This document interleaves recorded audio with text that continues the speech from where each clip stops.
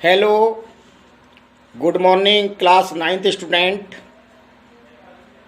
I hope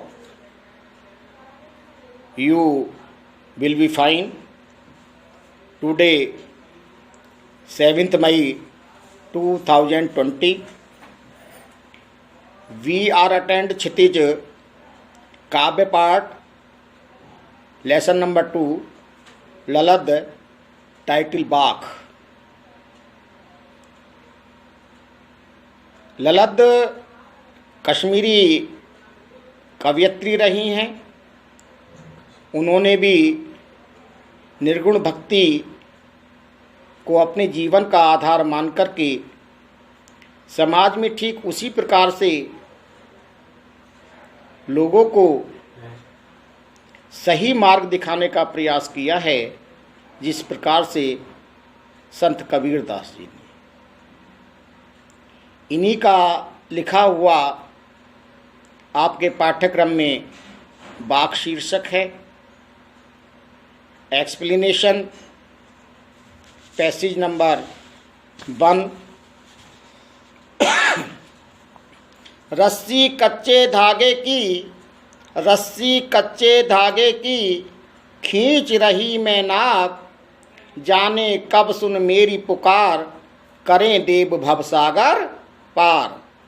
पानी टपके कच्चे सकोरे, व्यर्थ प्रयास हो रहे मेरे, जी में उठती रह हुक, हुक माने कसक, घर जाने की चाह है घेरे। प्रस्तुत काव्यांश में कुछ डिफिकल्ट मीनिंग है। भवसागर, संसार रूपी सागर, सच दैट वर्ल्ड। सकोरे, मिट्टी का पात्र, कुल्हड़, अर्थेन बिलो। व्यर्थ का मीनिंग है बेकार, यूजलेस, प्रयास, कोशिश, इफोर्ट। हुक माने तड़फ या दर्द या पीड़ा। एफिसिएशन और चाह का मीनिंग है इच्छा या डिजायर। तो मैं समझता हूँ कि ये सारे वर्ड मीनिंग आपके समझ में आ गए होंगे। वर्ड मीनिंग बताने का मुख्य उद्देश्य है कि जिससे जो एक्सप्लेनेशन है उसका भाव, उसका अर्थ आपके मन मस्तिष्क में ठीक तरीके से बैठ जाए, आगे आपको कोई दिक्कत ना हो। एक्सप्लेनेशन शुरू करता हूँ।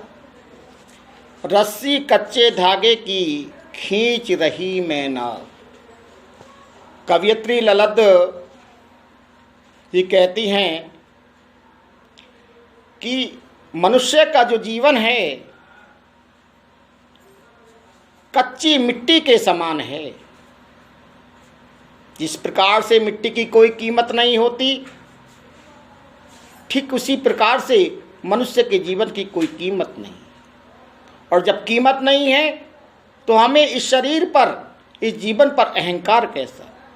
लोग बाग बड़ा बड़ा अहंकार अपने मन मस्तिष्क में पाले रहते हैं कि मेरा परिवार इतना बड़ा है, मुझ पर पैसा इतना है, अथाह धन दौलत से मैं अपना सारा काम बना लूँगा। और उस अहंकार के वशीभूत होकर के सामान्य व्यक्ति को वो कीड़े मकोड़ों के समान समझने लगता है। इतना अहंकार भरा उसका जीवन हो जाता है। उसी पर प्रकाश डालते हुए कहा कि अहंकार से व्यक्ति को कुछ नहीं मिलता। किस बात का अहंकार है? रस्सी कच्चे धागे की। ये जीवन जो है कच्चे धागे के समान है, सूत के धागे के समान है। जरा से झटका मारने पर जिस प्रकार से सूत का धागा ब्रेक हो जाता है, ठीक प्रकार से अगर एक सांस भी लौट करके ना आए तो राम राम सत्य हो जाती है। खींच रही मैं नाव। मैं राम नाम की भक्ति के द्वारा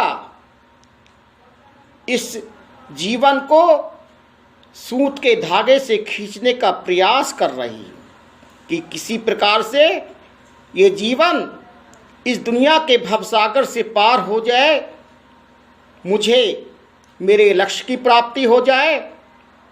व्यक्ति को अपने जीवन के सार्थक उद्देश्य की प्राप्ति हो जाए। जाने कब सुन मेरी पुकार, करें देव भवसागर पार। कवयित्री ललित कहती हैं कि ना जाने वो ईश्वर मेरे अंतःकरण की पुकार को, मेरे मन की भावनाओं को कब सुनेगा। मुझे इस 84 लाख योनियों के बंधन से कब छुटकारा मिलेगा। और 84 लाख योनियों के बंधन से यदि व्यक्ति को छुटकारा पाना है तो केवल उसके लिए व्यक्ति का जीवन ही है, क्योंकि व्यक्ति का जीवन मानव योनि सर्वश्रेष्ठ योनि कहलाई है। व्यक्ति के पास बुद्धि सर्वश्रेष्ठ होती है अन्य प्राणियों की तुलना में। इस योनि में जन्म लेने के लिए देवता तक तड़फते हैं, देवता तक। आगे करे देव भवसागर पार। न जाने वो ईश्वर जो दुनिया का संचालन करता है, जो दुनिया के कारनामों पर निगाह रखता है, वो मेरा इस दुनिया से, मेरा इस सांसारिक मोह बंधन से मुझे कब छुटकारा दिलाएगा। पानी टपके कच्चे सकोरे, व्यर्थ प्रयास हो रहे मेरे। पानी टपके कच्चे सकोरे, जो कच्चा सकोरा है, जो बिना पका सकोरा है, उसमें यदि आप पानी भर दें तो धीरे धीरे उसमें से रिश्ता रहता है। तो बुद्धि को कवयित्री ललित ने एक कच्चे सकोरे के समान बताई है कि जिसमें मैं बुद्धि रूपी कच्चे सकोरे में भक्ति रूपी जल का भरने का प्रयास करती हूँ, परंतु उसमें से धीरे धीरे टपकता रहता है। अर्थात मैं अपना मन को साधना में लगाने का प्रयास करती हूँ, अथाह प्रयास करती हूँ, परंतु कभी भी मन भटक जाता है। अथाह परिश्रम, अथाह नियंत्रण करने पर भी मन के भटकाव को मैं दूर नहीं कर पा रही हूँ। व्यर्थ प्रयास हो रहे मेरे, और मुझे लगता है कि मेरे सारे साधना के प्रयास व्यर्थ हो रहे हैं। जी में उठती रह रहे हुक, घर जाने की चाह है घेरे। जी में एक बहुत बड़ी कसक मेरे में पैदा हो गई है, बहुत बड़ी पीड़ा हो गई है। मैं इस संसार के माया मोह के बंधन को जितना शीघ्र हो सके उतना शीघ्र समाप्त करना चाहती हूँ। अपने मनुष्य देह के लक्ष्य को प्राप्त करना चाहती हूँ। और यह पीड़ा भगवान के घर जाने की जो इच्छा है, जो चाह है, मुझे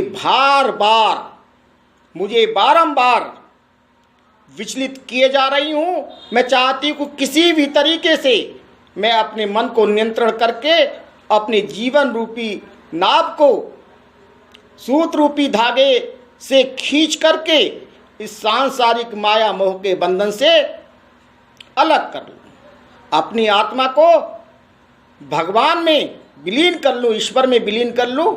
That's all this explanation.